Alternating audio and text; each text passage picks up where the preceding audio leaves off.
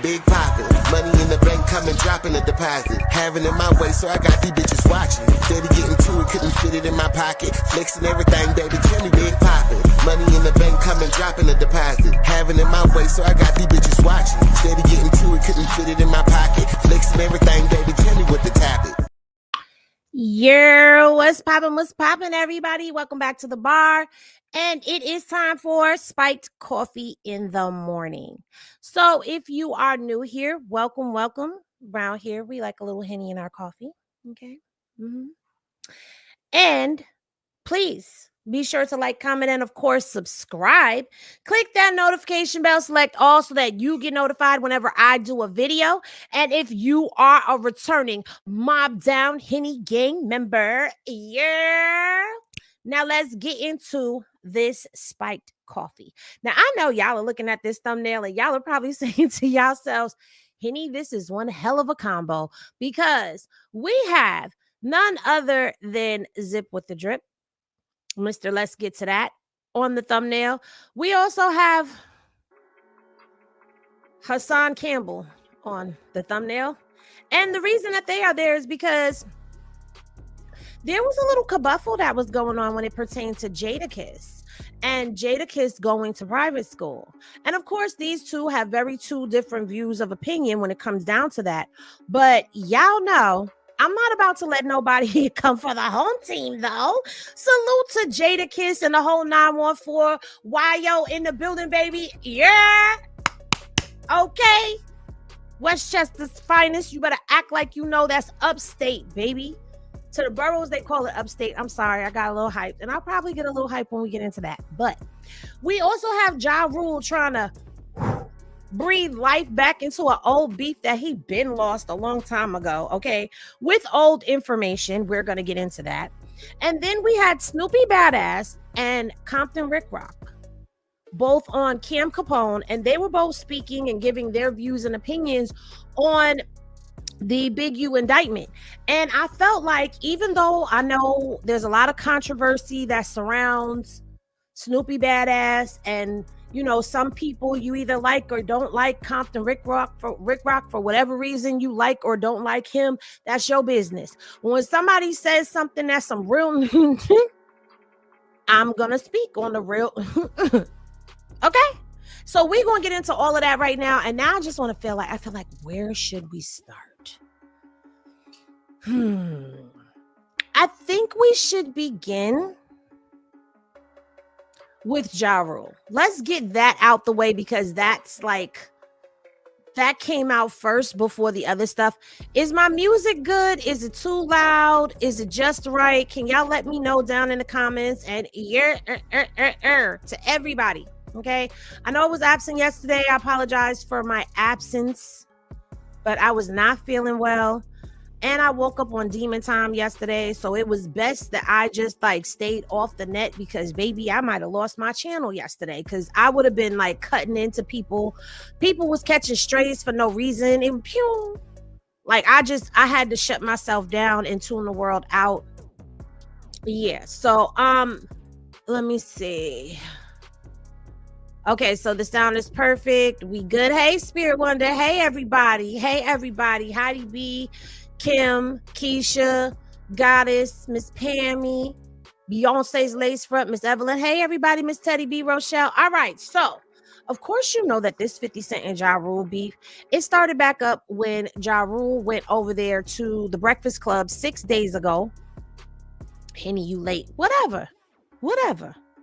Okay, I was deep in the West Coast. So I'm coming back to the East Coast, okay? All right. So when he went up on the Breakfast Club, this is what happened, y'all. You know, I'm sitting here with you and I'm thinking to myself, how do you even talk to Ja about her? Because you and Irv clearly loved each other. Oh, this is about Irv got his passing. This might be the wrong one. I don't know. To make you feel, it's like, I don't even know if those are appropriate questions. Yeah. Like I said, I go in and out. I'm very understanding of what life and death is. You know, we're all born to die. So he's very understanding about life and death, but he's not understanding about beef. Let's continue. You know, one of those things he always used to say is, you know, that is our destiny, but in the middle of that we live. You know, JR, rest in peace to JR as well. You know, JR and Lauren. And he always used to say, live the dash. You know, because that's what they put on your tombstone from 19 whatever or whatever to, you know, whatever. So he always used to say, live the dash. That's just what it is. You know, so I know that my brother he lived the dash. You know what I'm saying? He lived his life. And so I can be happy in knowing that, but I'm still hurt, you know, by the way it all, you know, just kind of happened so fast. So I do want to say rest in peace to Irv Gotti. And before we get into any of this, let me just go ahead and say this. You cannot take away from Ja Rule his impact and presence that he had when he was a prominent rapper. And I'm not saying that to be disrespectful, but you know, at one point in time, you know, all of our rappers, they have a time when they're prominent and they're at the top of their game, and then they slowly lose that pizzazz that they had. He had a run. Whether you liked him or disliked him, you know some Ja Rule hits. So we're not here to talk about this man's accolades into the game, but we're gonna get into it. So let's get into it. You regret not talking to your brother and being hard on your brother? Like I was listening to Chris, Irv's brother, doing a conversation, and he was like, it was the lifestyle, and I tried to talk to him, but he was like, just Irv, listen. Do you wish you would have been more like, yo, bro, you got to do this. You got to go to the doctor. Bro, you got to do this. About Irv. You can't. You're not telling Irv. Y'all know Irv. When Irv got his money, he wants something, he's gonna be, I got the record. He ain't gonna stop. It would be no Drake without Ja Rule. Possible. With how he wanted to live his life. One of my last, I put my. Okay, let's see if we get to the part where they start asking him. He could still be. What does that mean when you say it happened so fast? Like, I want to get to the beef. But again, it puts things in perspective. Hold on. My bad, y'all. I thought I had the right one. I got it. So he's talking about the passing and, you know, how he felt about it. Let's see, 50 Cent.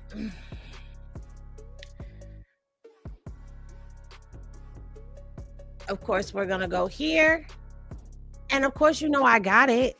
I might fumble a little bit, but I always pick up the bag. Let me get the sound on for this.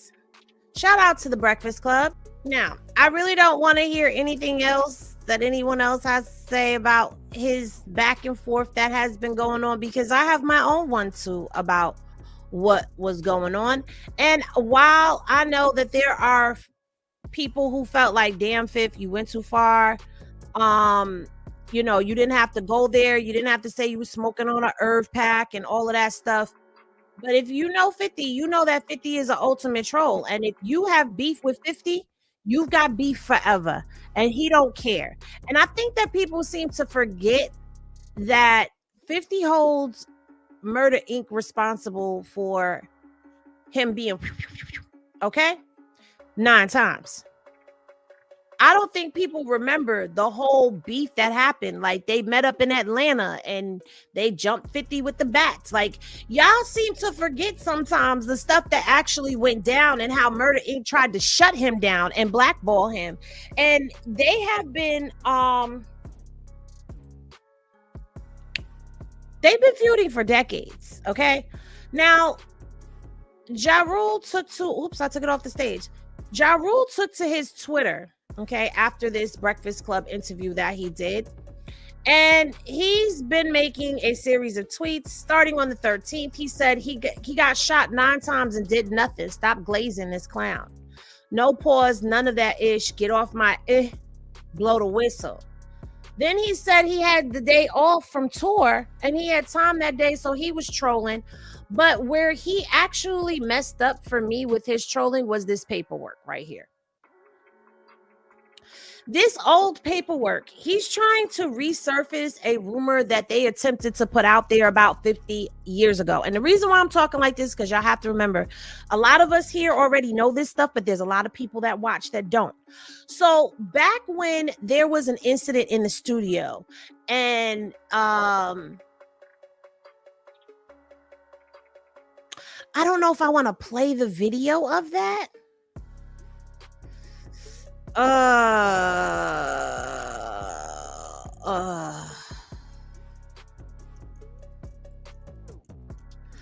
going to see if I can find it. Because you know it's not me if I don't give y'all everything. I'm trying to see if I can find that video, just that particular part where he talks about they were fighting in the studio. It was Ja Rule's team, 50's team. They were in the studio together, and I might have some of this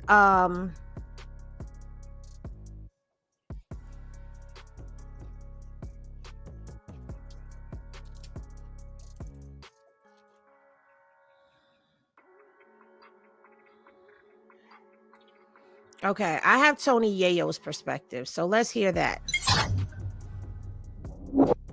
So that situation happened, and then there was another altercation that happened in the studio. Oh, the studio was something like though. Yo, let me tell you, Ja Rule. You were there. I was there. I'm there for everything. Right. Ja Rule, Irv Gotti, brother, them niggas are lucky. Chris Gotti, whatever his name, Chris Gotti, them niggas are so lucky because niggas had a 45, I swear to God, with no safety. If that shit was in the room, it would be a whole different scenario. Y'all don't understand how real it is. Ja Rule and them niggas would have been dead because somebody, either me or 50 gonna squeeze. You come running in the studio like that, we gonna squeeze. So they had God on their side. But we would have caught a body and niggas would have been in jail, bro. Either me and 50 would have been in jail. I swear on my dead father. Ja Rule would have been dead. Chris Gotti, all them niggas that ran in there, they would have been dead. Cause the gun was right next door, like right where the couch is at, where you at. So if we would have got to that room or the gun would have been in that room, it would have been over. You thought we was traveling light at that time? You must be crazy. 50 had a gun before he got shot. Niggas had him. I didn't even have it. 50 had it. The 45 with no safety. Niggas would have been in a room that small. That room is smaller than this. I swear on my dead father. Ja Rule would have been dead. Chris, all them niggas that ran them would have been dead. And it wouldn't have been no 50 Cent story. Yeah, I mean, luckily they didn't. It would have been Ja Rule got killed. Not lucky for them, it didn't happen. Lucky for everyone, because you know what I'm saying, 50 in prison is not a good situation. If it was either between me and 50 to get that gun, you running in the studio, but they had like bitch niggas, they had like kitchen utensils, they had like motherfucking crutches and shit. 50 got stabbed that day, right? He didn't get stabbed, Vlad, right? Shut the fuck up with that shit. Okay. He got cut. Motherfucker had a scratch. He got cut a little. You want to see what I got? You look on my finger right here. If you look on my finger, I got cut right there. Just look bad because it was sliced and meat was hanging. No homo. That was from that night? So look, yeah, that was from that night. And this right here. And on the knuckle right there, 50 had a scratch. So that is Tony Yayo's perspective on what happened. And a lot of people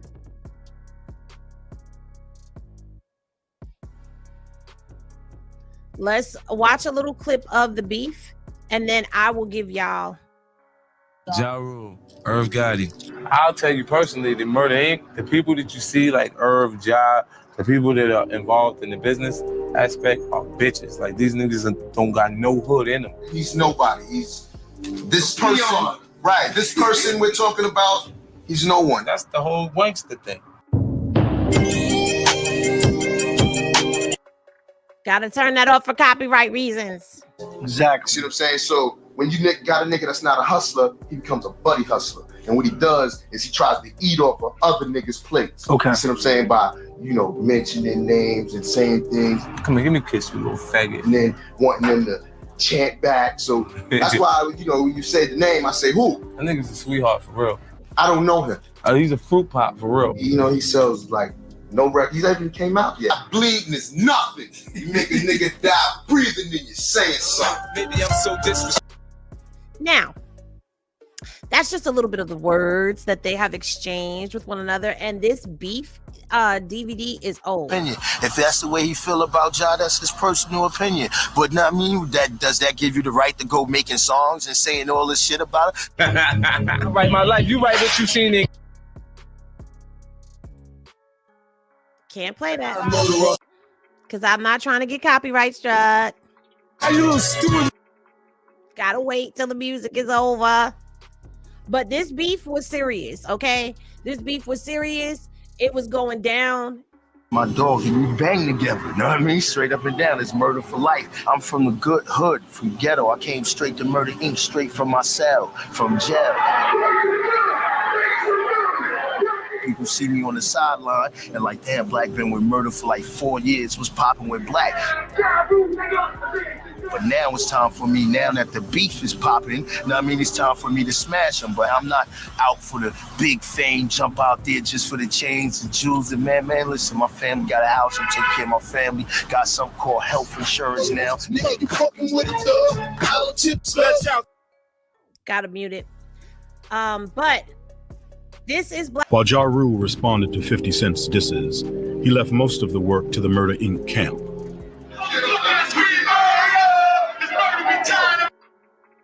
So what they just said is true. 50 and Ja beefed on wax, but a lot of their beef. That's how it really was. He was walking to $1. Was the crew that was with Ja Rule. I remember one day when I seen 50 on the Ave. That's how it really was. He was walking to $1 cab, and I was walking to $1 cab. I'm talking about, nigga, we going to get public transportation. And we had a conversation. I'm like, yo, listen, man, if it's a problem with Ja, just leave that alone. I'm home. I'm eating with Rule. So if you got a beef with him, not me, leave that alone, because we eating together. Because I knew about the song when you had murder. I don't believe you. I knew about that before you laid there. Nah,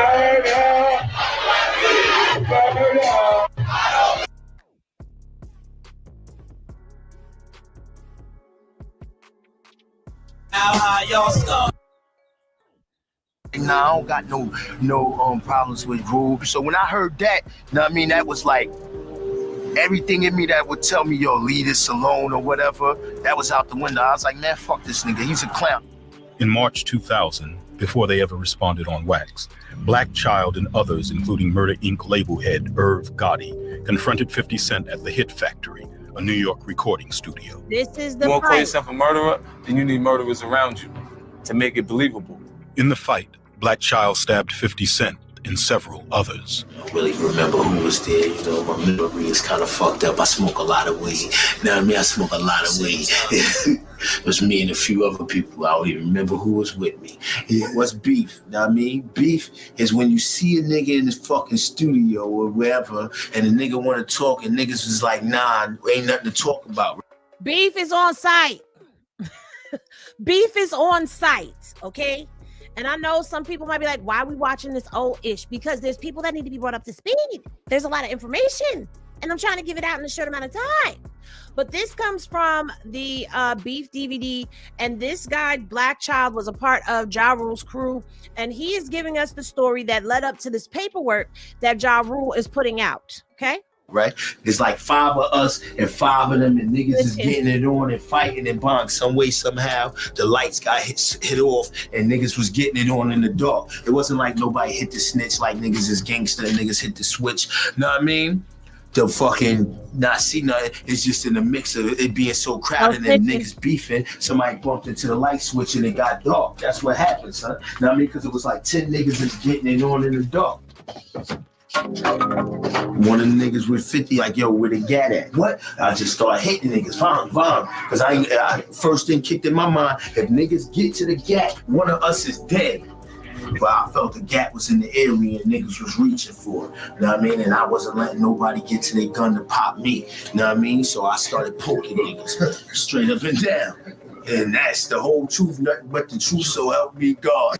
Now that is self-snitching. If I have not seen self-snitching, so you see self-snitching goes back a long time ago. But did you hear what they said in 2000? So this is 20-year-old beef that is still continuing on with 20 plus years beef that is continuing on, that Ja Rule is trying to breathe some life back into, like bringing up this narrative. And I will be honest and say 50 kind of did start that when Irv passed away and he said he was smoking on that Irv pack. But what do you expect? Like, you knew 50 was gonna come out and be petty, but now Ja is trying to amp it back up. So now I believe they talk about the paperwork here, but we're going to get into the paperwork as well. Because you know, Henny reads paperwork.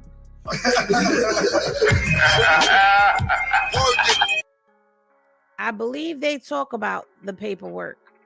I'm trying to skip past some of the music because I cannot play it for copyright reasons. And y'all know that. Needed several stitches. Black Child was arrested. 50 Cent was stabbed. And those wounds, while minor, needed several stitches. Black child was arrested for the stabbing. Lawyers let us know. Now, niggas was pressing charges. Niggas said that I stabbed them and then I stabbed a few people and all that. They gave a statement on me. That's the statement that's floating around that some people don't think is a real document, but it's a real document. The source claims to have, quote, obtained and verified, unquote, these documents in its February 2003 article on Ja Rule. What I'm holding in my hand, I'm gonna leave with you, man, is an order of protection. An order of protection for Irving Lorenzo to stay away from Curtis Jackson. That's 50, y'all. AKA 50, AKA informant, AKA I'm telling. In the March 2003 XXL magazine, 50 Cent claimed that the letter of protection was a publicity stunt designed to boost Ja Rule's image a week prior to the release of Rule's The Last Temptation. You little bitch. So now, that leads us back to where we were, where we get to this document right here. Now, the thing is, they're trying to highlight down here at the bottom, you see right here where it says this. This is where they are trying to say that 50 Cent was the informant. Now, 50 Cent was not the informant because it names 3 people in that document. And in this particular one, it says that there is another person after Curtis Jackson's name, which is Marvin. Now, it says basically that individuals were punched in the face and about the body of the informant, Curtis Jackson and Marvin. So that's 3 different people. We don't know what the rest of the paperwork says. I don't have a clean copy of this, unfortunately. Let me see.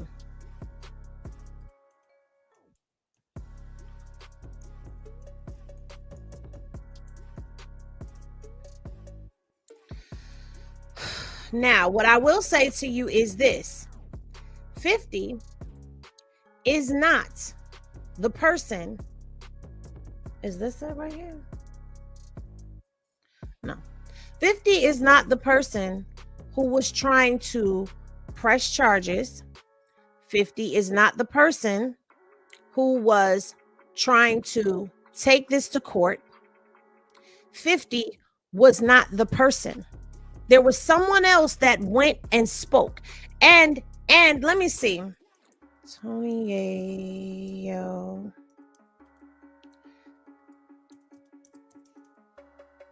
Tony Yayo's real name is Marvin Bernard. Okay, that is Tony Yayo's real name. His government name is Marvin Bernard. So when you get to this paperwork right here and over to the side after Curtis Jackson, it says Marvin. The next name is Marvin Bernard. So that's 3 different individuals. So it does not say that 50 Cent is an informant.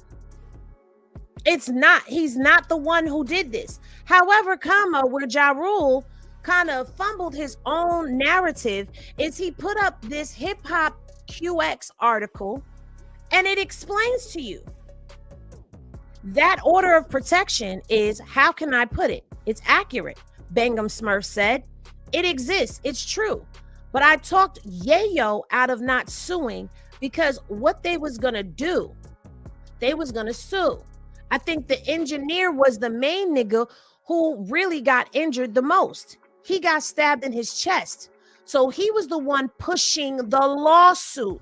So who was pushing the lawsuit? The engineer. And who was going to join in on the lawsuit? Tony Yayo. Okay? So he was actually pressing charges. So that's how 50 and Yayo got caught up in it, because Yayo got stabbed in his hand.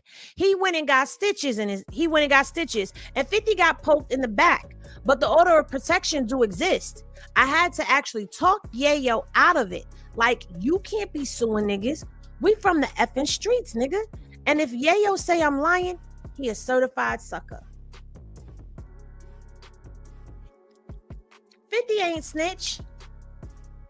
And being that the engineer was in there yapping, the engineer is a civilian. So the engineer's in there yapping like, yo, I'm pressing charges.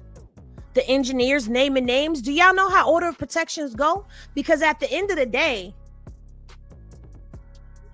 Not to put y'all in my business, but y'all be in my business anyway. I'm gonna give you a prime example.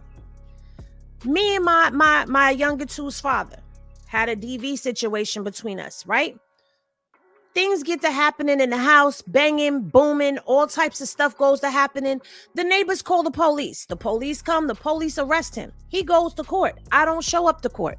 But guess what happens? The state then picks it up. And what happens? The state gives him an order of protection on my behalf, even without me being there. So in this article, you got Bangum Smurf, somebody who's close to the situation, telling y'all the engineer was pressing charges. He got stabbed in his chest. And Tony Yayo was going to jump in on the lawsuit that the engineer was going to have. And I had to talk him off the ledge. But that's how 50 Name got into it. So my thing is this. And just to show y'all, this is Ja Rule's post. This is his. Boo Boo the Rat order protection is crazy. I thought they was tough. So he puts this paperwork up, and then he puts this article up where Bangum Smurf is talking. But this article about what Bangum Smurf said actually contradicts everything that Ja Rule is trying to put out there about 50. Now, Ja kept going. Okay, he kept going all day on the 13th and the 14th, and then he made this right here. Well, he reposted it because somebody else made it, and he reposted it. And 50 Cent, I don't think I sent it to myself, so I'm gonna send it to myself right now. 50 Cent did respond, but it was kind of like it was a post and delete real quick. But we got it. We got it. I got it right here for y'all. But I don't know if 50 is going to actually full on respond. I haven't.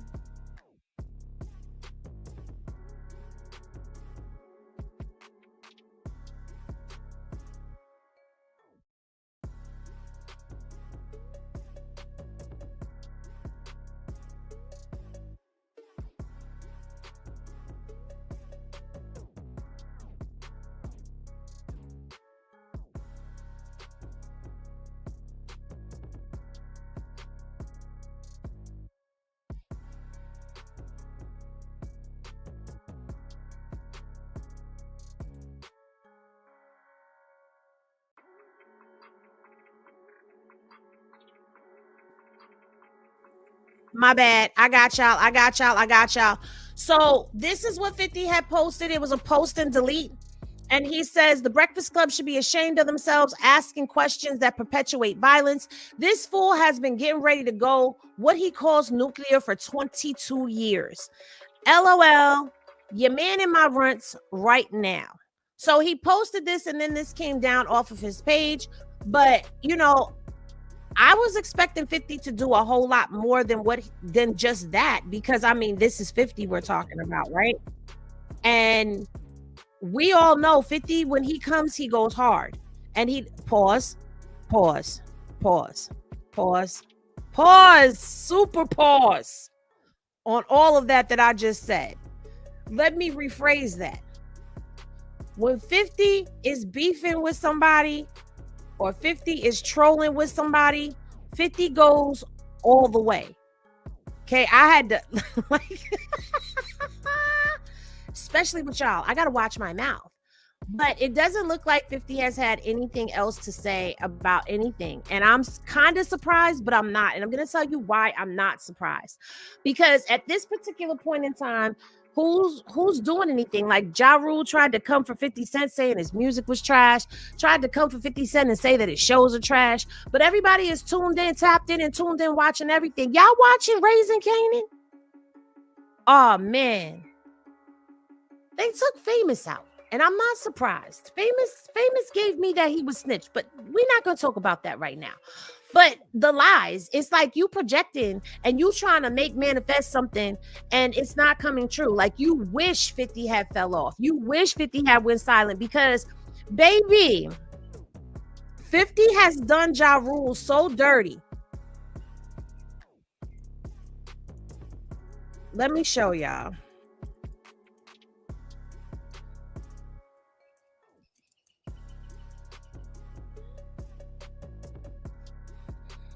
Hmm.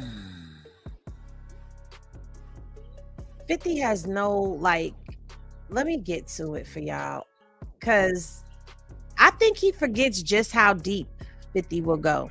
Really buy Ja Rule's tickets, like seats at his concert? You did. Cheap tickets. The tickets were very affordable. Right. It was on like StubHub. Yeah, I bought the first 4 How rows. many did you buy? If you say you bought the first 4 rows, is that a couple hundred?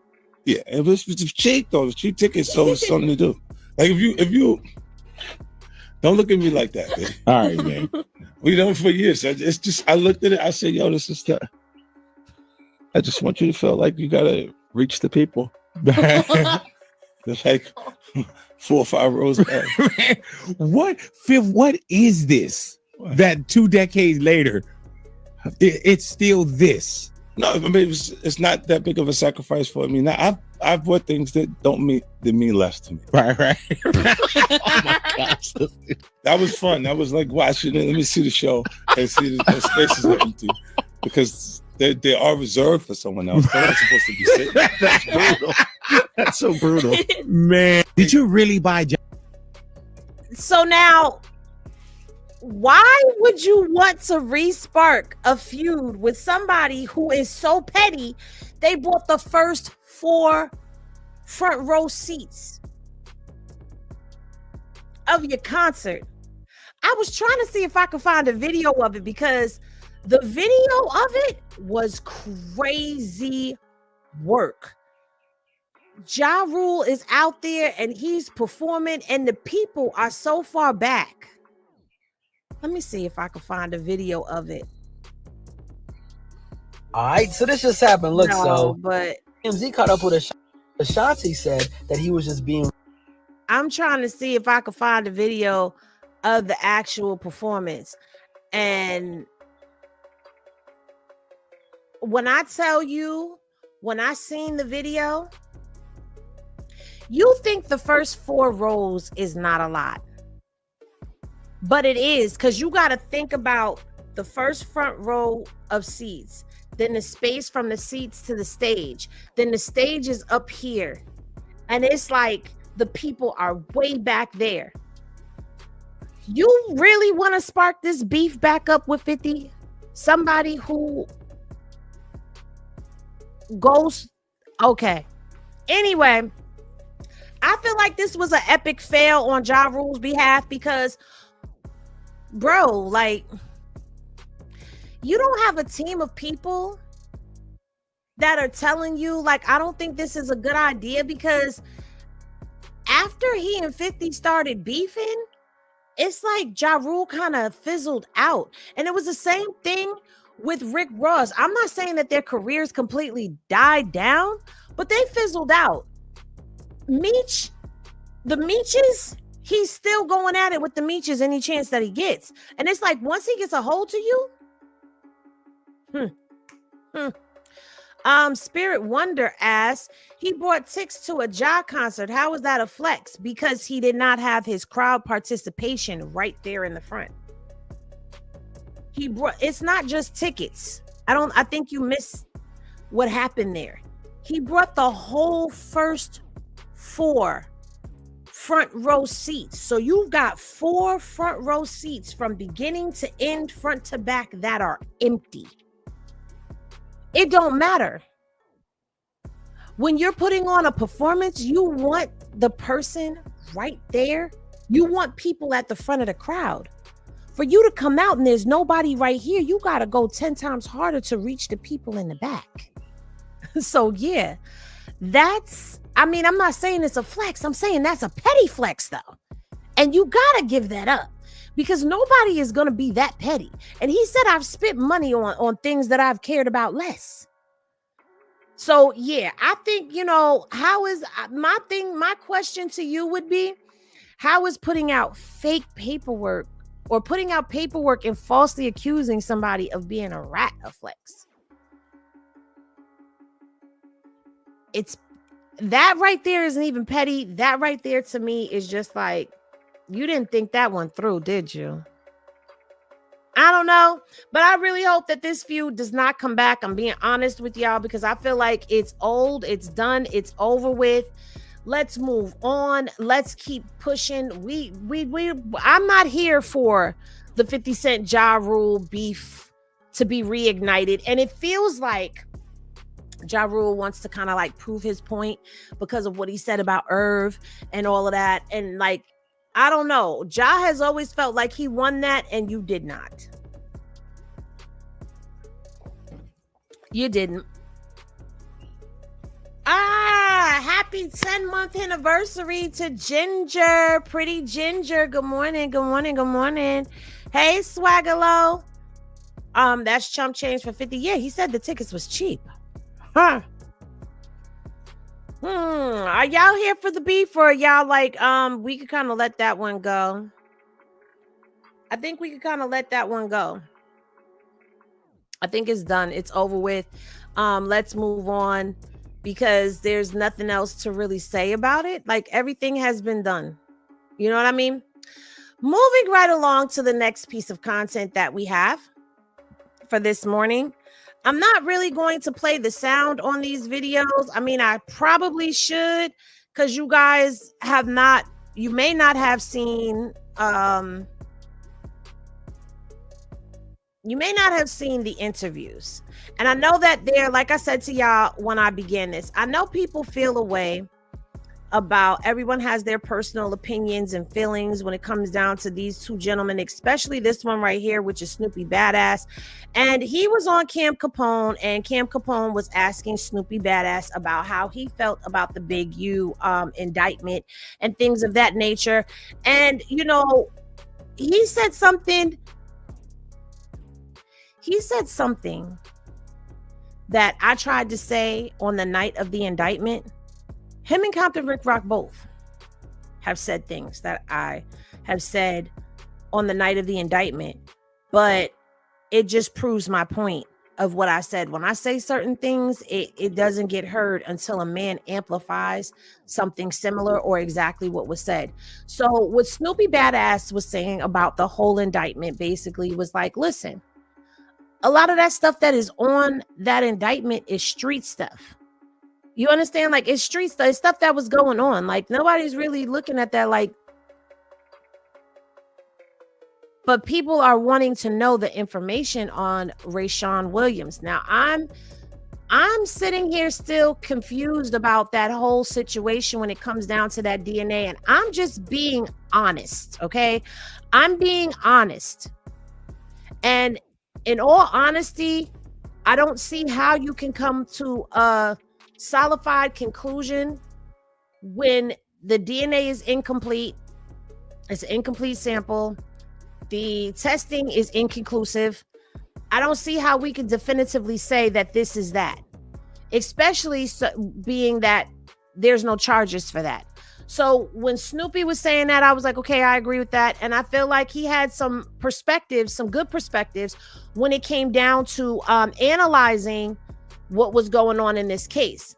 Now, aside from him, you also had Compton Ricc, who also spoke on some things when it came down to the Big U indictment. And what he said was, keep y'all ass out the hood. If you are an athlete, if you are a ball player, if you are a celebrity, if you are a rapper, if you are an artist of any kind, take your ass to Hollywood and don't bring your ass to the hood. Because if you come down here to the hood, hood shit is going to happen. And I agree with that 100%. I agree with that. I mean, some people may not, but I do agree with that. He also spoke about the checking in. And I caught some flack for this when I said, when you go somewhere out of town and you going somewhere and you know somebody in that town, you call them. You let them know that you coming. Those people will tell you where to go, where not to go. That is the same thing that he was saying that it is. It's not necessarily a matter of what they're painting it out to be. So it's like, you know, you got people that are going to look at it and say, oh, well, it's being used. Because that's what Demon Time Exotic was also saying, because he was up there with Compton Ricc, and he was like, well, what about the people that are going out there and getting extorted? You know, like, oh, well, now you got to do this album with this artist. So Compton Ricc was like, well, look, if you come in here and you tell me that your chain got snatched, and I say, let me make a few phone calls and I get your chain back for you, and your chain is worth $100K, you can slide me 10, 20K. And he also brought up, okay, well, if we out here and you want me to look out for you while you out here, yeah, come sign these autographs. Come do that. It's called quid pro quo. So it's all in a matter. And these are people that are there from Cali. Okay. And I know that a lot of people that are from Cali are going to agree with that. So that's why I said a lot of that stuff in that indictment, I'm just looking like, okay, whatever. You know what I'm saying? But I felt like they gave some real perspectives on what was going on, regardless to how you feel about either gentleman. And I'm saying that because I know that I have people that come here from all different walks of life. People have their own personal beefs and feuds with people. I don't have no beefs or feuds with nobody. I don't feel any type of way towards anyone. So if somebody is saying some real ninja-ish, then that real ninja-ish that they're saying, I don't see why you can't speak on it. Yada mean, I don't know where that is. I have not heard about it, but either way it goes, the DNA under the fingernails was already debunked. So I don't, even with Wax saying that he chopped and screwed it, and I have to say allegedly for the channel, it really, to me, for me and over here, it doesn't even matter, because once we read the indictment and the complaint, we saw that it says that the DNA sample was taken from around the ankles, about where the sock area is.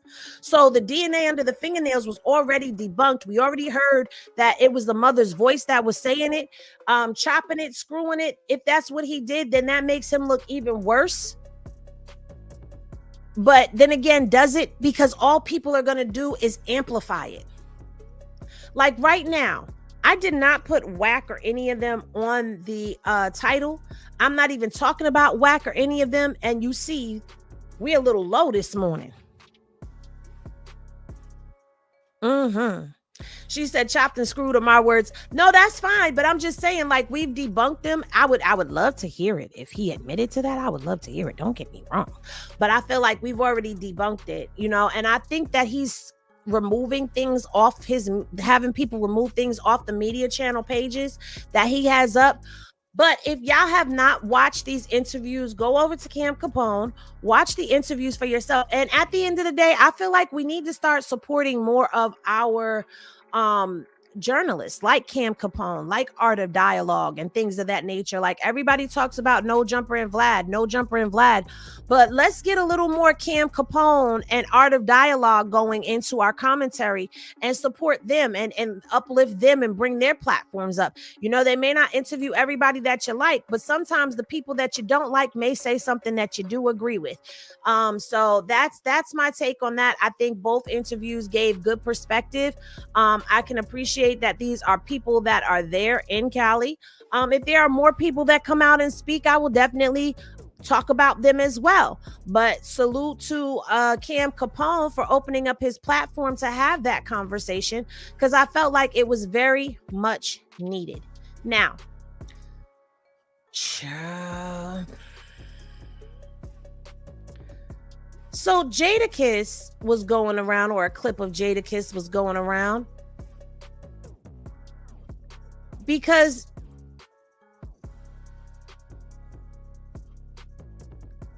there was an interview that was done on Joe Budden's, okay? And the interview was actually 2 years ago, where Jadakiss, his father, and his son were on the platform, and Jadakiss's father spoke about him going to private school. And it seems like there were a lot of people that had an issue with this. But let's check this out for ourselves and listen to what was said.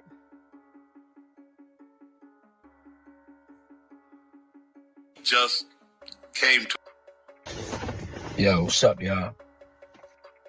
Point, you know, since he became a father, he just came to appreciate growing up in a two-parent household Actually, it was a label that he didn't really want to talk about because it wasn't street. And he didn't tell you he went to private school, and we had that wasn't that nigga. Point, since he became a father, he just came to appreciate growing up in a 2-parent household. Actually, it was a label that he didn't really want to talk about because it wasn't street. Yeah, he could tell you how they blocked me from signing my first deal. Your parent? Definitely. It wasn't a block. We retained a lawyer, and the lawyer said, "This is the worst contract I ever seen in my life." Owners of that label no, it was came Rough to us, Riders, but and they were starting off. It was Rough Riders. They had a production contract. It was a horrible contract, but I don't think they really knew because they really loved us. They still don't. But the parents of. Okay, so I went to the wrong place, guys. It's okay. It's all right. Y'all get the gist. So his dad talked about how Jadakiss went to private school, and it seemed like it sparked some controversy. Some people are like, so what? And some people are finding it to be like, he went to private school. Now, my views on this and how I feel about this, I was a kid that lived in the projects that went to Catholic school for a little while. I went to Catholic school. And then, my grandmother and my mother realized that, hey, this school is racist, because they were, okay? And they pulled me out of there and put me in private school. And, in public school. I honestly wish that I could have stayed in private school because I felt like I was getting a better education in private school. And that's something that people don't look at. Some of the best criminals came from private schools. And that's a fact. Some of the biggest street pharmaceutical professionals went to private schools. So I don't understand what the big deal was, but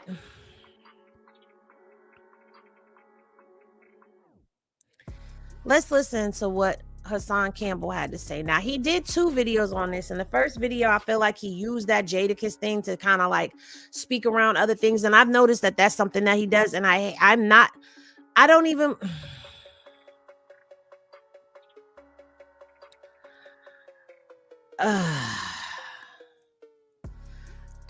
even subscribed to Homeboy's channel.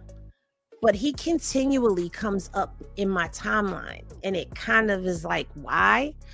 But in this situation, he came up in the timeline, and of course, he had some things to say, and we're going to listen to what he had to say, and I'm going to give my commentary and review on this. A lot of ghetto and ratchet people come out of Catholic or prayer school, private schools, especially on the west side of okay. Y'all be sleeping on them private school kids. To answer to your point, I read it in the indictment, I read it in the criminal complaint, and I read it in the press release, loose cannons portion. If there's more documentations that have come out, I will check my email to see what was what. He did drop a jewel on this one, kind of, but I have, just hear me out. Brace yourselves. And super violate that like button. Nah. Matter of fact, don't take off your shoes. Don't even wash your hands when you get ready to eat. Because what we realize is that some of you niggas only recognize dirty niggas. Now, I don't know who he's talking about specifically, but what it's giving is it's giving that he was already coming for. I don't know who he was calling a dirty nigga, because I know for a fact he ain't calling Jadakiss a dirty nigga. Grimy niggas, gritty niggas. Shall we begin? I don't know who he's talking about. I don't know if he's taking a shot at another content creator, a shot at somebody personally, or a shot at the subject matter. But all I'm gonna say is, I know he ain't talking about Jadakiss. I'm starting to realize that in order for me to get your attention, I can't sit up there and show you the better things in life. Yep. No. You niggas don't want the better things in life. Y'all.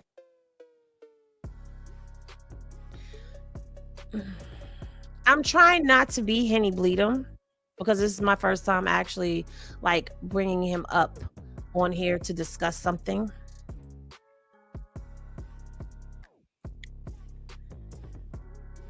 You're talking about the finer things in life and you get dripped out to come up on your YouTube channel. You put on your Sunday best to come on your I want. This is the block. Yeah. Mighty Yeah, D it is. Block. Yep. Yeah, I all love that. the locks. I Do love D you? Block too. Do you? But here's the reality. Let me stop. The reality of it. What's that? For almost 25 to 28 years, close to 30 years, D Block. That's right. Jadakiss. Mm-hmm. LOX. The locks. She for almost 28 years, Mm-hmm. these niggas been getting show money. Mm-hmm. I don't give a goddamn what these niggas said in their raps. I don't care who went to jail for hanging around these niggas. I don't care who did what. Mm-hmm.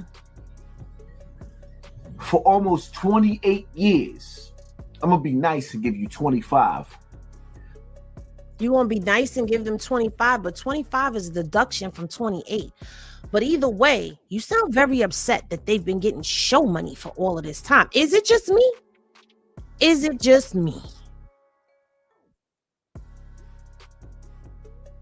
The locks, Jadakiss. One of the nicest niggas ever. Facts. I love Jada. I love the locks. Mm-hmm. Listen to what he said. He loves Jada. But I'm gonna stand on what I say. Mm-hmm.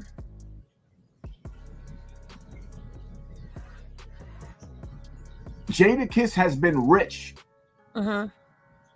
longer than he's been poor. Jadakiss has been getting money, legal money. I don't care if he decided to play with illegal money because illegal niggas around him he invested in. Let me just say this. Jadakiss grew up in a two-parent household in the hood. He grew up in a two-parent household in the hood.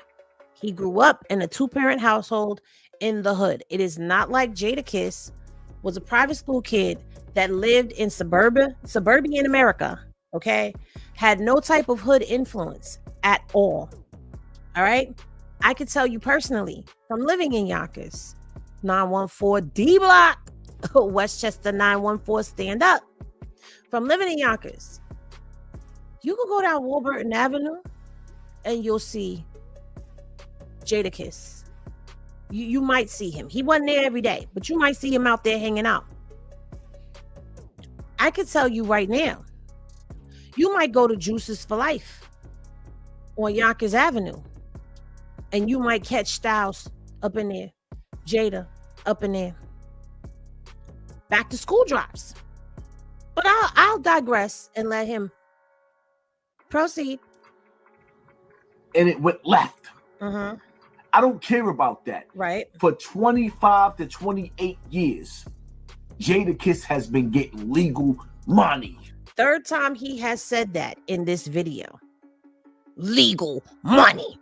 Why you so aggressive on saying that part? Like, you sound upset. Are you mad that he had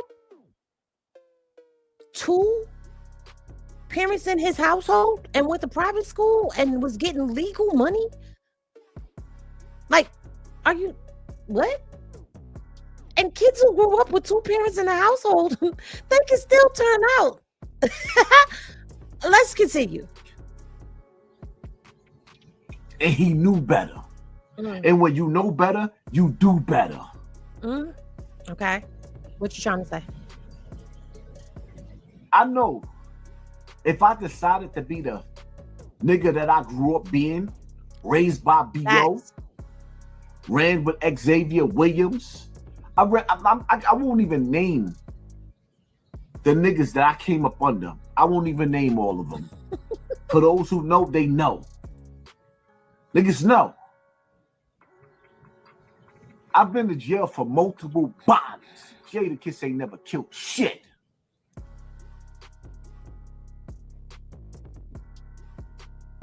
What are we talking about?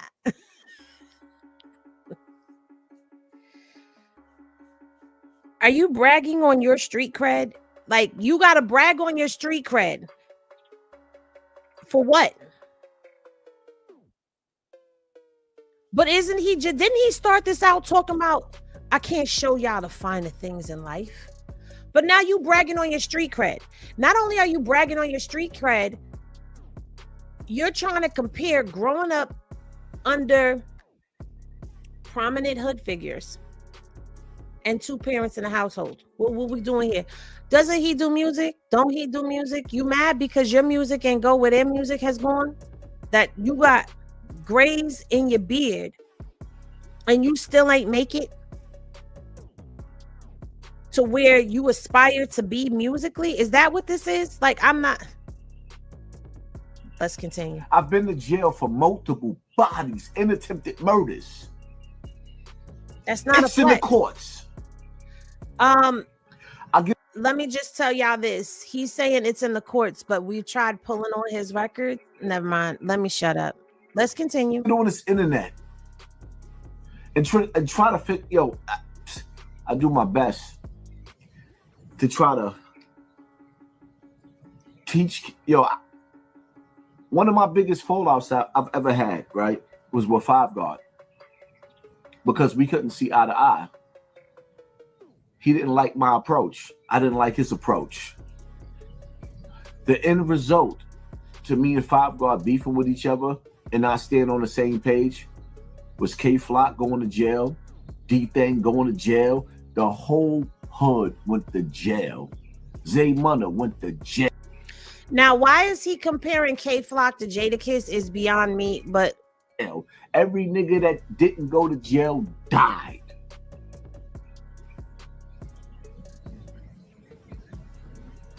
Facts. I said he's the East Coast That's Mac what got yesterday. me sitting back at the round table again with Five Guard. Like, damn, what did I do wrong? Was it me? Was it him? Was it a lack of communication? What could we have done to do better? After all the beef me and Five Guard went through, it got ugly. It wasn't fake. It was. What does this have to do with Jadakiss? Is where because he said in a previous video where he was talking about Jadakiss that he can't talk positive on here because, they hit the button on his channel and his views go down and this, that, and the third. So he has to sneak the message in there and then Whack whispered in their ear and told them about what he was doing. And so now his views are down. No, maybe people are just tired of the BS that they're hearing. You know what I'm saying? Because if you're supposed to be talking about this subject, what does your stuff have to do with any of this stuff? Oh, I get it. You trying to prove yourself to be a real nigga. Okay. Real. I always thought, and maybe he's thinking the same thing. What the hell could we have done to do better? Everybody's gone. But you know who's still there? On the internet, eating off of his father and eating off of his grandfather and eating off of himself? Jadakiss's son. Point, Pay attention. You hear the way he said Jadakiss's son? Pay attention. Since he became a father, he just gonna get it. Came to appreciate growing up in a two-parent household. Actually, it was a label that he didn't really want to talk about because it wasn't streaked. And he didn't tell you he went to private school, and we had. No, that wasn't that nigga that started something. I didn't hear it in there. I don't know. Now you want to put me on the summer jam screen. You was Clarence from the summer jam screen, huh? Yo, you was Clarence from the other side of 8 Mile. He definitely did get pow-powed in the shoulder. And that's still up for debate because people don't know if that was real or not.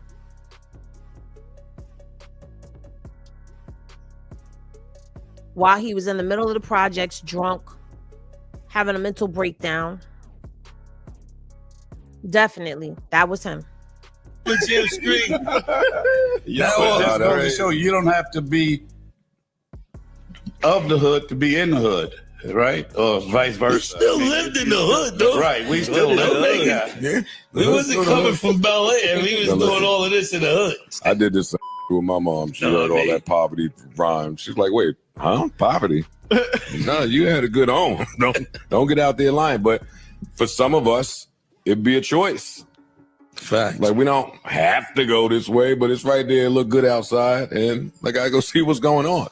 So Jadakiss went to college, private school. I'm writing all this down. Styles and Chic went there too. Nah.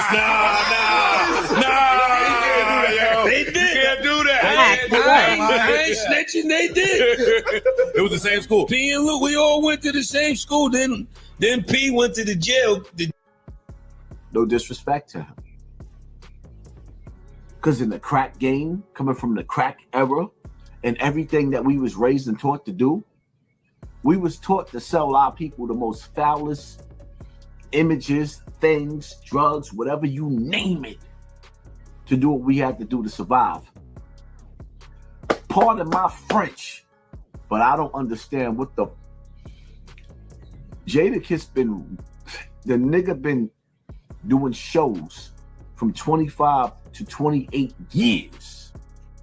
Fourth time he mentioned it.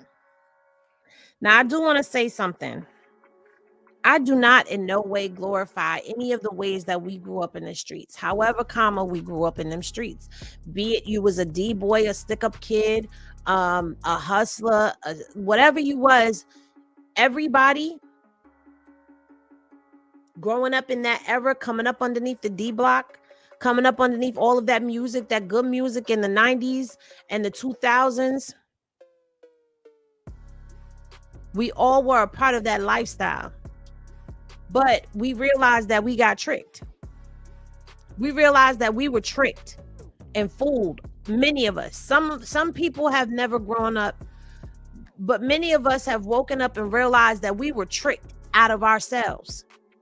So to glorify it, to try to continually, because this is something that I've noticed that he does, he tries to continually amp up, push the narrative, and seek validation for his street cred.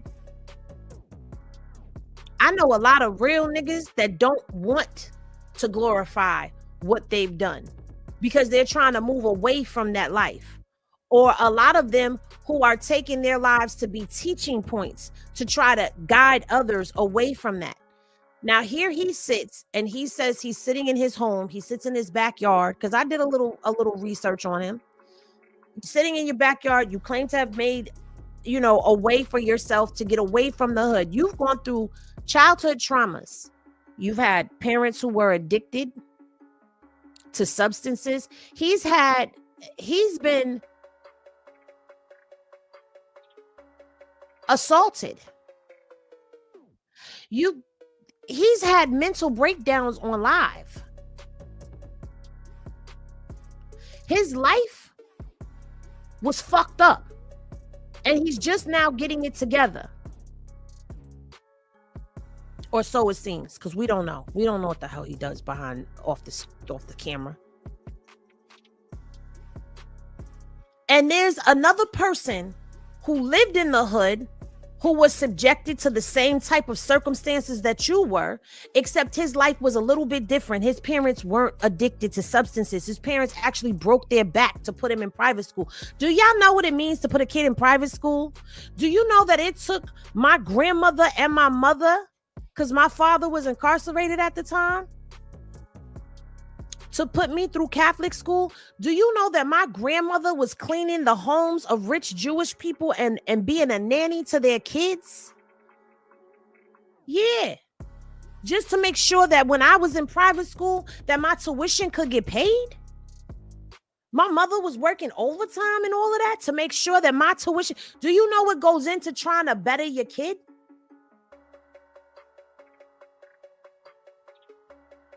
And you sitting here trying to put your accolades against Jadakiss's accolades.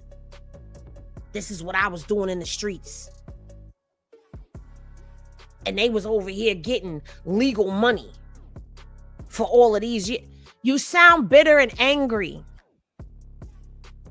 You ain't healed, my nigga. You not healed. But let's continue because it keeps going. It keeps going.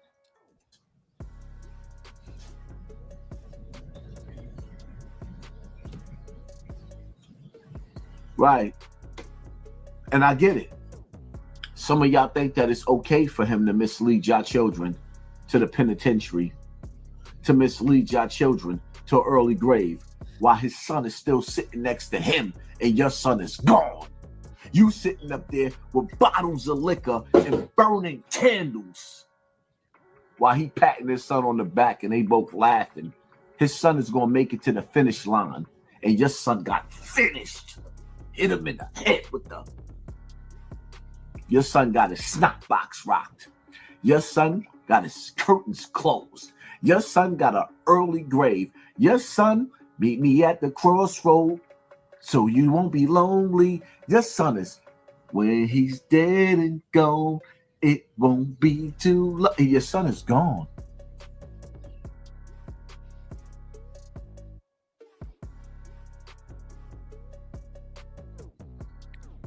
In the 90s, we defended our rappers because they were telling our stories. And I said this when I was on the phone yesterday, when I was on Demon Time, for real. Like, if I would have came on yesterday, this would have been a whole different video. It would have been like, you would have got raw Henny, for real. In the 90s, what Jadakiss and them were rapping about, what Nas was rapping about, what all of them was rapping about, we either were those people, knew those people, were in that life. We knew that. We knew that life. They were telling our stories.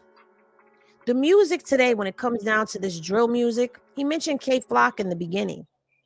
No offense to him or anybody who does drill music, but if you compare the music from back when we was coming up and we was out in the streets, it's nothing in comparison to what it is now. Now is not sell the drugs, it's take the drugs.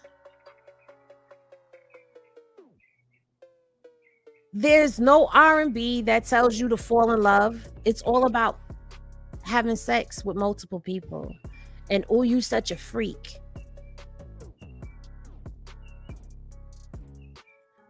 The music of today has influence. However,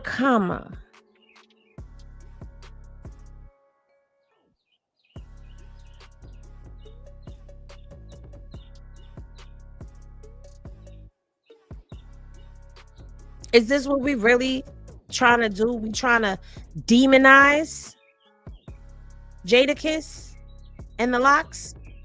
When Jadakiss and the Locks actually are the only artists that I know of, and I'm saying that I know of because I don't know what other people do in their areas, and I can only speak for them because I was in the hood where they come from. They've opened businesses in that area. If you have a real solid business plan, and I mean a real solid business plan that could really promote something to help the community and benefit them, they will invest in your business. Yeah. The Locks, they be feet down in their hood no matter how much money they have. They've never turned their back on their hood, and they can go back to their hood anytime and get love. They get love. in the hood where they come from. They don't get chased out. They don't get bottles thrown at them. They don't get shot. They don't have to call ahead and let people know they coming so they can have security and provisions in place for them. They don't have to do none of that. They could drive through the hood. They could stand on the block. They could come through. They could do whatever, and they get love because they pour back into their community, regardless to what. And there is a fine line between entertainment and real life, and that's where parents come in. But let's let him continue, because you're going to see exactly why he's saying what he's saying and why he's so angry. Pour out a little liquor. Let's roll up a split to him. Your son gone. His son, hugs and kisses. His son, gonna give him grandkids. His son gonna give him grandkids, barbecues, pool parties, maybe even a wedding, a big one, big gardens, big fish, big butlers, big waitresses, limousine drivers. Your family, pastors, preachers, may he rest in peace. Let's call on the angels. Let's call on God. Get the picture?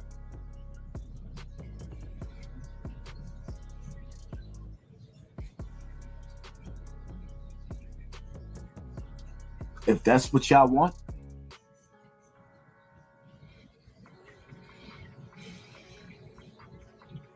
I ain't got it in me to give it to you.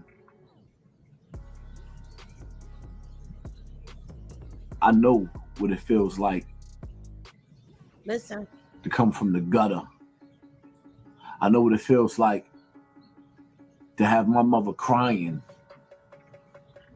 on the opposite side of the jail cell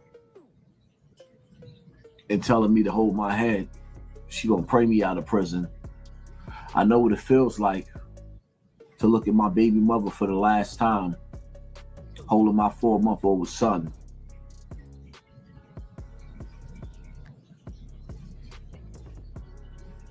Hassan Jr., the one they make fun about on the internet, he was the best thing that ever happened to me. I lost that little nigga to the streets. Now y'all call him gay. But I was in jail for murder. And I wasn't there to protect him from the same shit that happened to me. And Pistol Pete, and David, and Damon, and Sex Money Murder, his uncles, they wasn't there to protect him neither.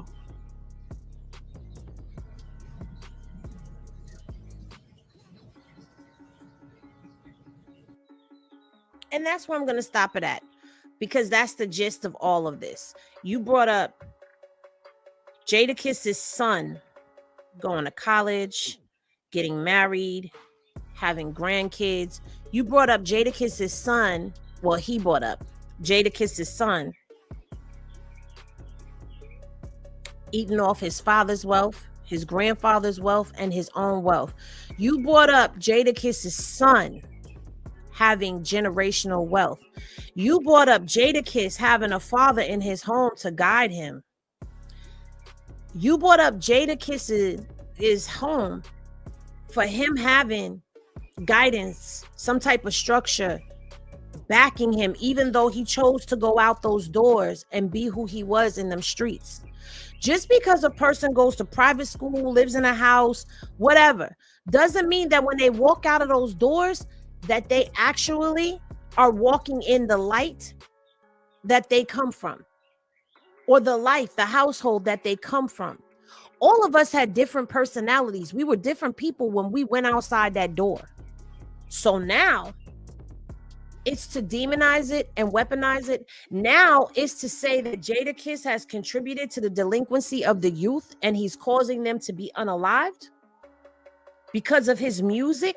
So you trying to sit up here and you trying to point out that, oh, Jadakiss, he didn't come from that. Like, you don't know what that man was doing out there in them streets. But you know what? After sitting and watching him a little yesterday to kind of catch his vibe, because I don't subscribe to him. You see, I'm not even subscribed to his channel.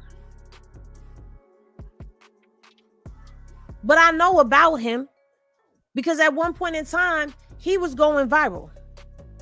He don't go viral no more. But you know who did say some real and broke this down exactly how I would have broken it down? The one that this dude hates the most. My nigga Zip with the drip. Let's get to that. Let's hear what Zip had to say about the situation. And let's see which side of the fence y'all fall on with this. But I remember Kiss said, hey, yo, I grew up very hard-headed, athletic, thought I knew everything, wanted to do everything. I was stubborn, spoiled, the only child, so the only thing I could do was hold it down. Now, this is something that I could tell you that's no bullshit. I always been wicked with the flow since a little kid. My first addiction, G.I. Joes and Ices. After that, it was light-skinned girls and Nikes. Breezed through junior high school, then high school, couple of semesters of college, and then night school. He said that in a rap. Breezed through junior high school, then high school, couple of semesters of college, and then night school. He said that. That's a lot of schooling. Yeah. You know what we said, us street niggas? This nigga ain't really like us, you heard? Yeah, he talking about he went to junior high school, then high school, couple of semesters of college. Where they do that at? Yeah, what hood they do that at? But we was young niggas when he said that. And so we was already scrutinizing this type of activity way back then when we was young and stupid. We didn't know no better. You understand what I'm saying? So we saying certain shit and niggas is looking at us like, yeah, you talking about what school?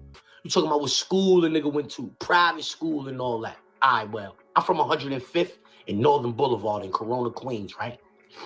On my block, it's a masjid called the Sister Clara Muhammad School. It's a private school. Malcolm X is credited for opening up that masjid. You can check it. If you ever read the autobiography of Malcolm X, they speak about said mosque in the book, that house where he was standing there with the chopper in the crib and all that. That's in my hood as well. Not in Corona, but East Elmhurst, but that's my hood, like right across the boulevard and all that.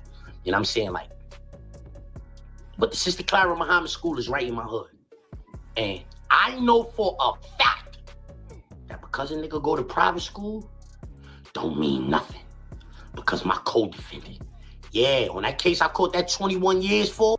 And this is what I'm talking about. That private school don't mean nothing unless you are in the private school. And when you go outside, when you leave from your school, you go outside into suburban America and you don't intertwine and you are nowhere near the hood. You are over there in the bubble of suburban America. If you go outside your door and the hood is there, the hood is going to be there and you're going to go off that porch. You're going to jump off that porch. Me and my brother caught 21 pieces, but they let my co-defendant cop out and take 7. Yeah, he did. Yeah, so he ain't have to do 21 pieces. But you know what I know about him? That he one of the toughest niggas I know. Yeah, he punch people in the face, break eyes, jaws, noses, shatter faces, man, knock teeth out, all of that. He do one punch. One punch in my trial transcripts at the Sandoval hearing, a DA talks about a demonstration he made one day. She said, or he said, that Mr. Such and such punched the guy in the face with so much force that he broke his eye socket and his jaw with one punch. And that's a private school person. That's somebody from private school. I'm going to skip ahead a little bit. He told you early in his career that he breezed through junior high school, then high school, couple of semesters of college, and then night school. He let you know that. So what's all of the noise about now? All of a sudden, oh yo, he went to pro, yo, Michelin. Y'all need to shut up. Y'all need to shut up because you know what y'all don't be talking. Y'all, you know what I never hear nobody talking about? Jadakiss said, "What you know about copping a house to fight Pitson?" Next thing you know, niggas from his team was getting locked up with houses full of dogs. That's a fact. Let me tell you something. At one point in time in Yonkers, there were dog fight houses where the pits go and they fight. My last pit that I had, well, the last pit that lived, my mom came and got him. He got curd out. I didn't fight him. The neighbor next door, the dog had a litter of puppies or whatever, and I took 2 of them that looked alike. Ricc and Outlaw. That was their names. Ricc and Outlaw. Outlaw was vicious. Outlaw was marking territory, and he had to go. He was trying to fight Ricc every time I put their food down. Outlaw trying to fight him. Where my baby was laying at, my baby wasn't there. I picked her up. This is when my daughter, we call her Peanut Butter. This is when she, was a baby. Where I used to lay her at,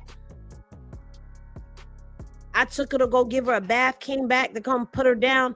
This dog had marked territory where my baby was at in my room. You got to go because I don't trust you. So I sent the dog back. Couple days go by, I happen to be looking out my window, my living room window, cleaning up. I look out the window. I see all the kids outside playing, my son out there, whatever. And I see Outlaw, and he got a big old bubble in his neck, and he bloody, and the kid is trying to wash him down or whatever. And I asked him what happened. He said, I took him to a fight and he lost. Curd him. Straight curd him. But that was a common thing back in the day to have the pit fights. So this ain't a lie. This is facts that he's talking. Dudes was getting locked up for that. Left and right. They was. Yeah, they was. They say they was just fighting dogs, and y'all remember DMX caught that case? You could Google it, though. You could Google it, though. It's going to pop up. DMX caught a case. They had a whole house full of dogs. But before that, Jadakiss and niggas was on songs talking about what you know about copping a house to fight pits in. You know what else I remember? What else you remember? I remember a cred that was in Jadakiss' name. They say Jadakiss used to frequent the place a lot.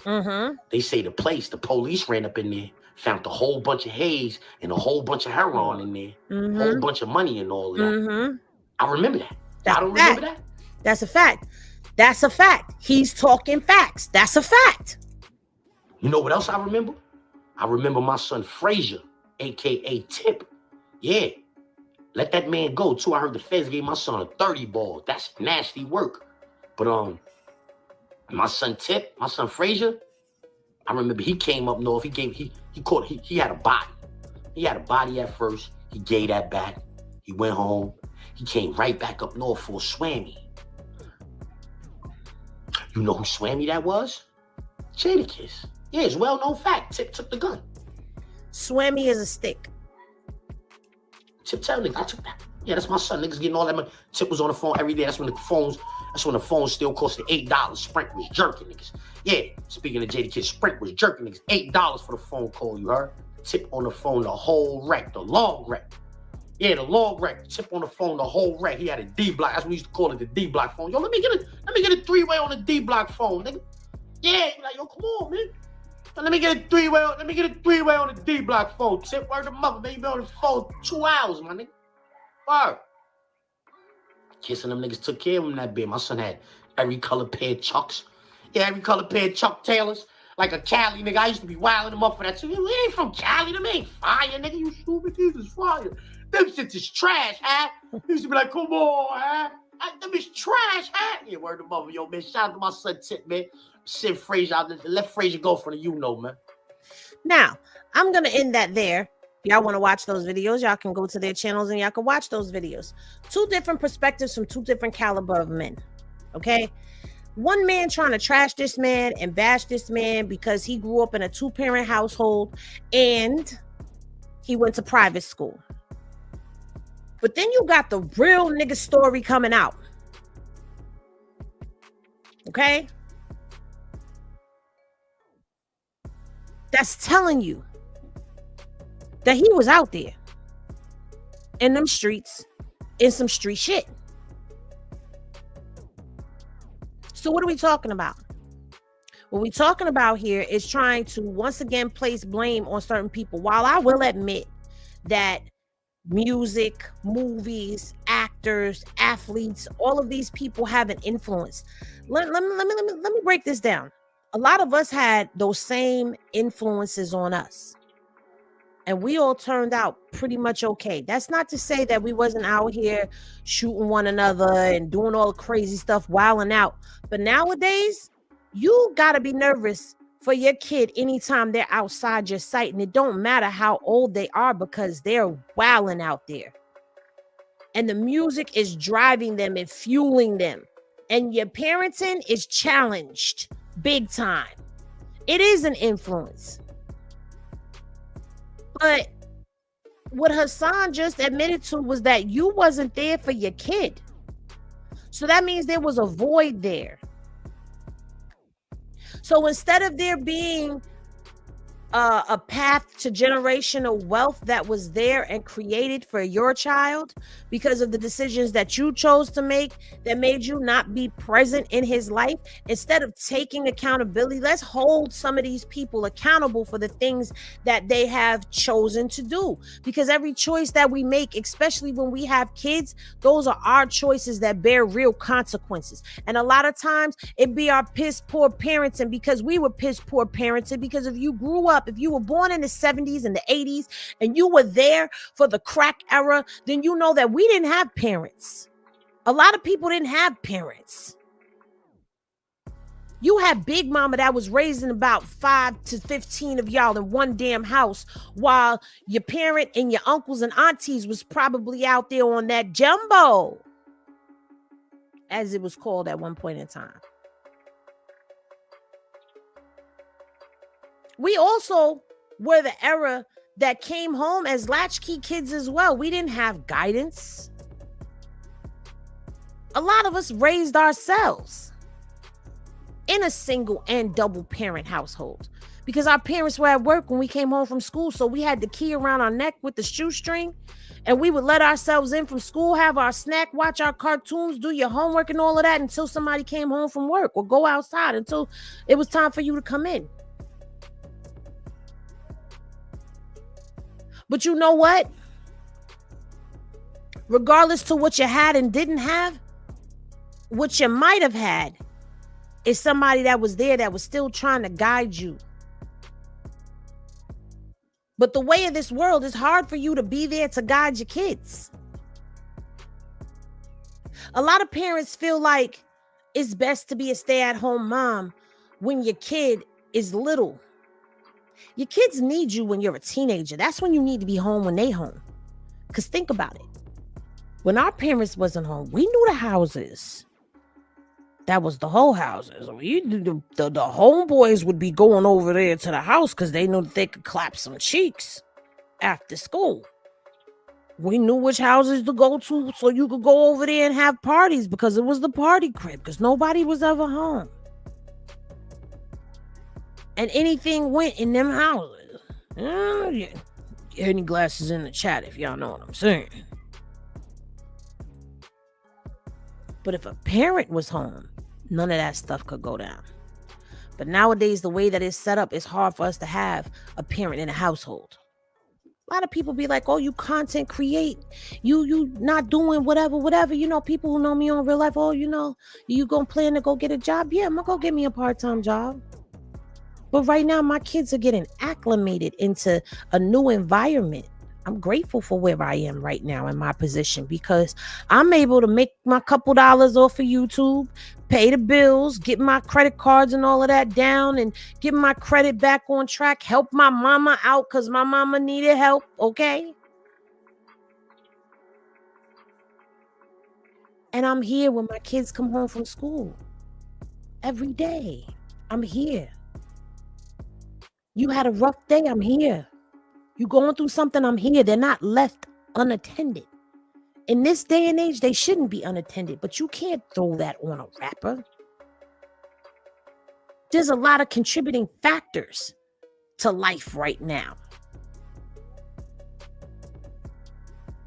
I want to know when it became a thing to tease and poke fun at somebody because they got two parents in a household.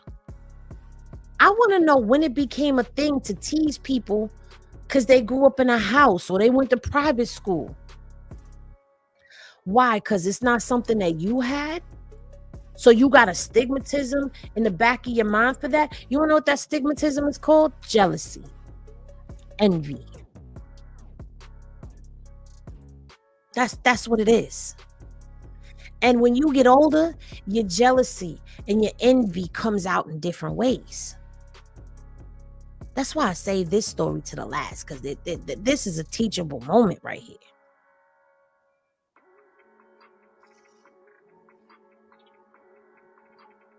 You may want to talk about his private schooling and all of that and trying to put it out there that, oh, he poisoning the youth. No. That man was out there. But you know what? If somebody was really following him, really a fan, when you're really a fan and a supporter of somebody, you follow everything that they do. So if you really love the Locks, then you would know the Locks give back to their community a lot. Yeah, they didn't do like most of these celebrities do, where they move away from the hood and forget about the hood and go open up these billion-dollar corporations that are outside the community. Do you know what happens when a business opens up in the community? That brings revenue into the community. That brings business into the community. That Juices for Life on Yonkers Avenue, it's down the street from the highway. Do you know that there's people that actually would be driving there to get their stuff? I used to go there about 3 times a week. I would go get me an Armageddon and a wheatgrass shot.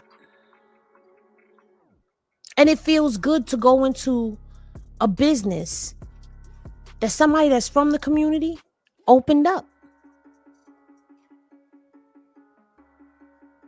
So you want to focus on that part and then bring in where you failed as a parent. That's deflection. You're deflecting. You're deflecting your fuck ups on somebody else. You made choices, Hassan, that had consequences to them. We don't really know what the choices were because, like I said, we tried to pull. We can't even, we saw something from when you were 17, but we ain't see nothing else. We ain't see no court docs, none of that stuff. Where your paperwork at, bro? Where your paperwork? And New York is lenient, but it ain't that lenient. You ain't gonna keep catching bodies and attempts and think that you still gonna be cool on these streets. That's not going down in New York, and I can say that with confidence is staying 10 toes on it.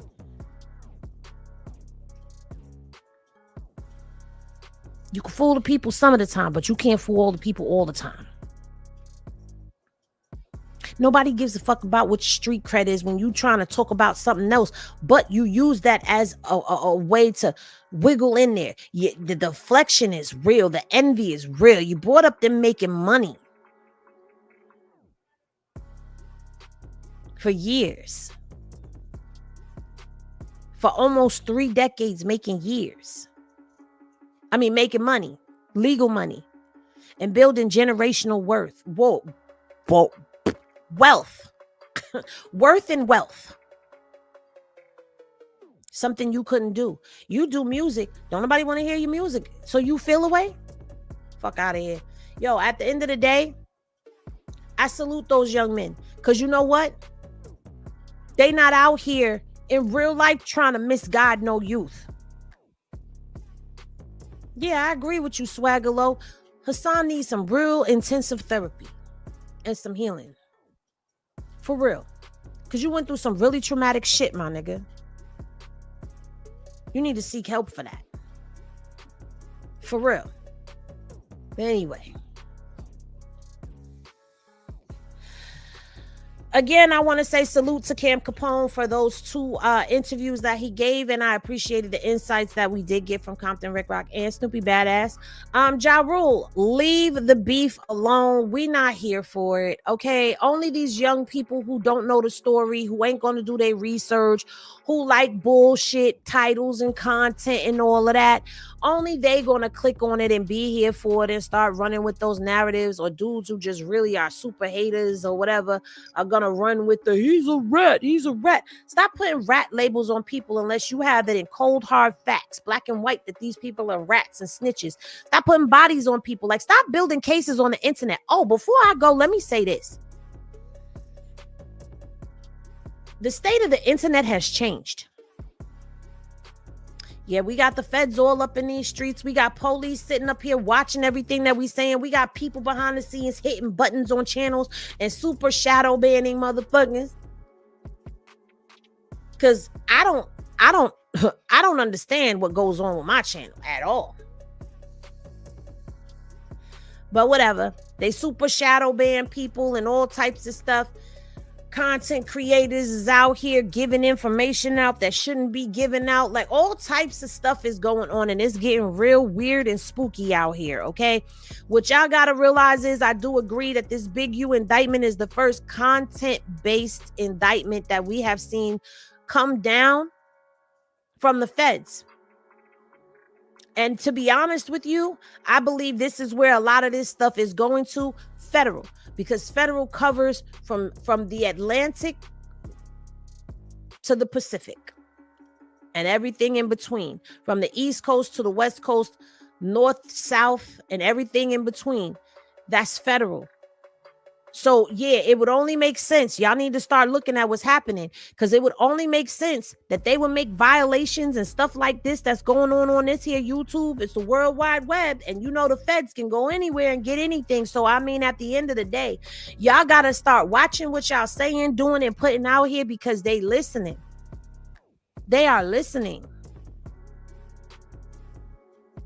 And I don't think that this is going to be the last of content-based indictments that we see coming down at all. I think there's going to be more to come. And if we're going to be real honest, and I'm not wishing it on nobody, but Whack 100 may want to shut up and shut down. I'm telling you, the day that Whack go down is the day that the internet is going to explode. Just watch what you do, bro. Watch what you do, sis. It ain't safe out here no more. It ain't. But anyway, y'all who are on the replay gang, run it up. Thank y'all for tapping in and tuning in for this edition of Spike Coffee in the Morning. I will see y'all again tomorrow morning at 10:30 a.m. Eastern Standard Time for more Spike Coffee with more hot topics with Henny. High vibes to y'all day. And I'll see y'all in the next video. Peace, everybody.